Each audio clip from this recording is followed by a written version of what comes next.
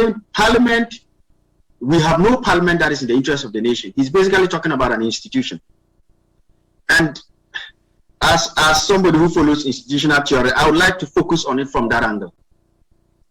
Interestingly, and I'll just give a few stats and then go into what I want to, and I'll try to be as brief as possible. You know, when we talk about institutions in a country, we are talking about the presidency, parliament, the electoral commission, the local government, so your MMDCs and all those guys, the police, the armed forces, our courts, the judges and courts and all the officials, of course, the civil service that is used to deliver our services, and crucially, the political parties, particularly the ruling party and the opposition parties at any point in time. What the last post you read has just said is very much applicable to all of these institutions. And I'll go through very quickly to prove why. And then see that the warning the last post just gave is something that we as Ghanaians must heed. And I'm speaking this way as a Ghanaian, because we're all Ghanaians first, and then we can be APC or NDC or MPP or UGCC or whatever we are second. As a Ghanaian, are we worried? Hopes upon hopes on each institution have been dashed on sharp rocks. And the interesting thing is, if you look at studies from the Afro Barometer that we all follow very well, I'm not going to go down and talk about the corruption element. I'm going to talk about, they also do, their study comes with institutional trust in addition to corruption. Of course, the two are linked, because when an institution is corrupt, people don't have trust in it. So when people see judges collecting aponche and whatever to deliver judgments, they are more likely to lynch criminals than to take them to court, who will set them free the very next day. That is a consequence of institutional trust. As of 2019, based on that survey, 61% of Ghanaians had no trust in all of these institutions that I have mentioned, from the president down to the courts, the military, the police. Interestingly, the one single institution that appeared to be most trusted by Ghanaians was the Ghana Armed Forces. I will not even speak more about that. That is dangerous. That is dangerous. Because if all we seem to all now be trusting the armed forces than the democratic institutions we have. Now, but what does that mean? Also note that in Ghana, we have a youthful population. Our population is largely youthful. I mean, if you look at 90% of our population is below 54 years of age. And this is people in active life, active service. Of course, because if your pensioners are less active, if I may say it that way. So if you look at the vast majority of these 90%, they have what you call a youthful dependency rate. In other words, they interface with these institutions, from the presidency, the courts, the police. They interface with them for their daily survival, whether it's going for an ID card, a passport to travel, a driving license, whatever it is, they interface with them. This high dependency rate means that they're dealing with all these institutions, and yet they don't trust these institutions overwhelmingly. Why? Let's start from the executive, the presidency. The last 4 years, it's been shameful. We've reduced the presidency, I wouldn't even say to a corruption clearinghouse, but to a corruption execution center. I can rattle them off head. You have your PDS, Ijapa. Almost every corrupt act that goes the presidency has fingers in it. So when respect for the presidency and trust for the presidency is down to very low proportions, it's as a consequence of this. We'll talk about our judiciary, and I'll come to the legislature. They announced expose. It clearly brought out why Ghanaians do not trust the judiciary. And many recent events, we can talk about some of them. You know, I mentioned one about people who are arrested for defrauding the state are put before the court and they are effectively set free. For example, okay, William was picked up. William was asked to pay back the money. The Supreme Court went hard on him and ensured that he was returning the 52 million Ghana cedis that he had been paid, for which the state was able to establish in court, whether valid or not valid, that there was no evidence of work done. The similar situation happened with Zoom Lion, this time for 184 million. And no less a court than our Supreme Court decided that the Auditor General has no power to self-charge him and take it back. So the man is gone scot-free. You have armed robbers, as per analysis expose, who who go and bribe judges and they are released. How do you expect them, the youth, the people who go for justice, to trust these courts?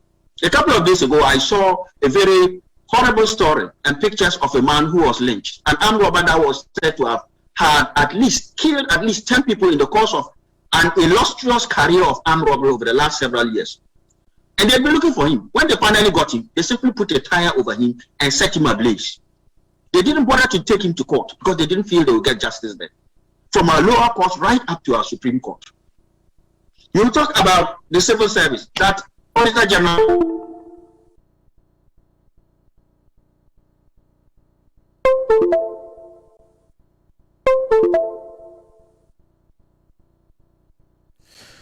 Well, I guess they are not doing what they are doing.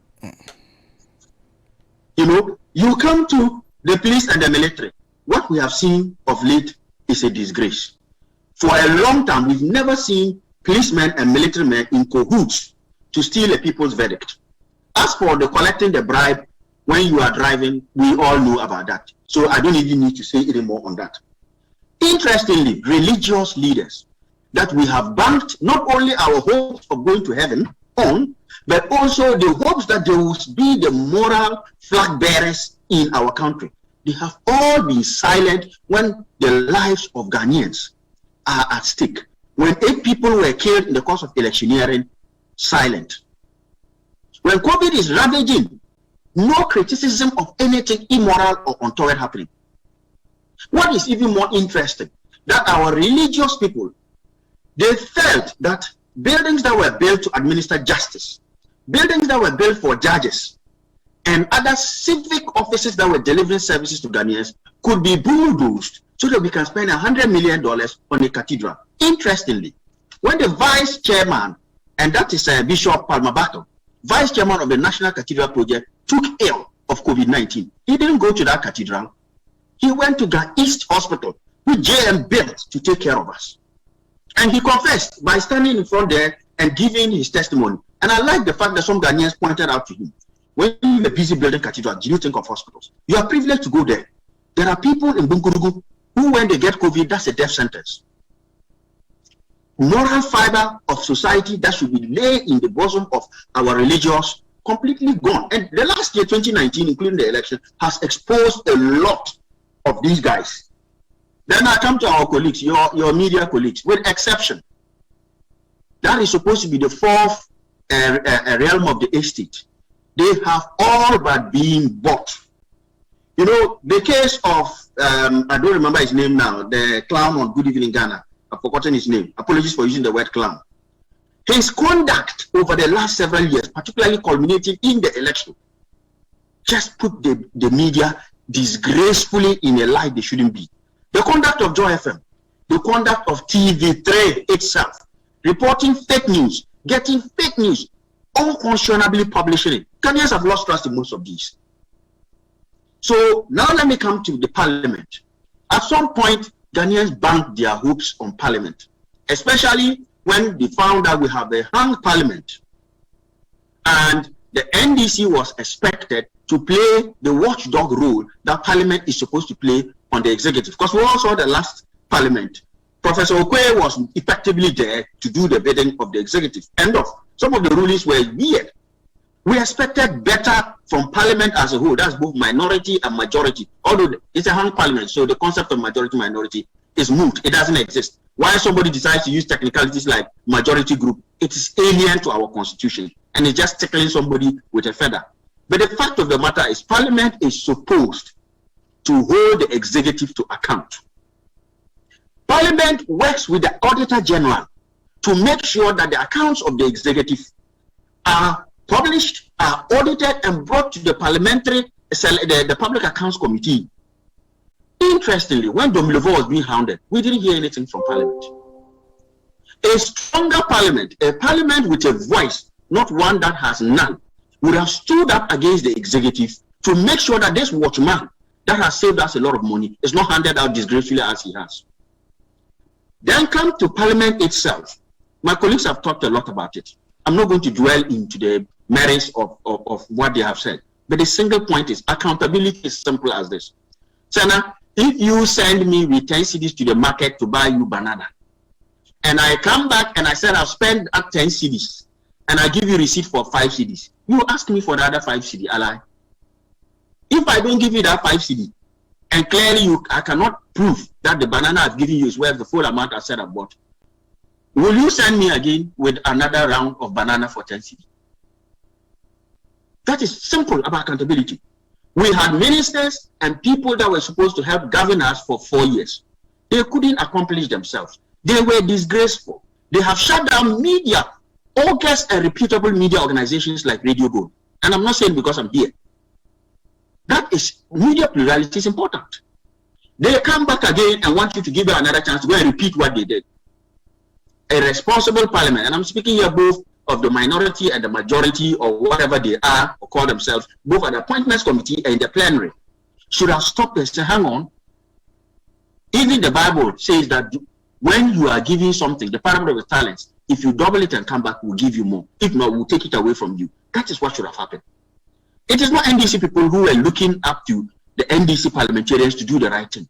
Ghanaians held their breath and said, for once, will we get accountability? And the grilling at the public accounts, at the vetting committees, made a lot of Ghanaians happy because it exposed the rot that we were seeing sitting there in the guise of the minister designates.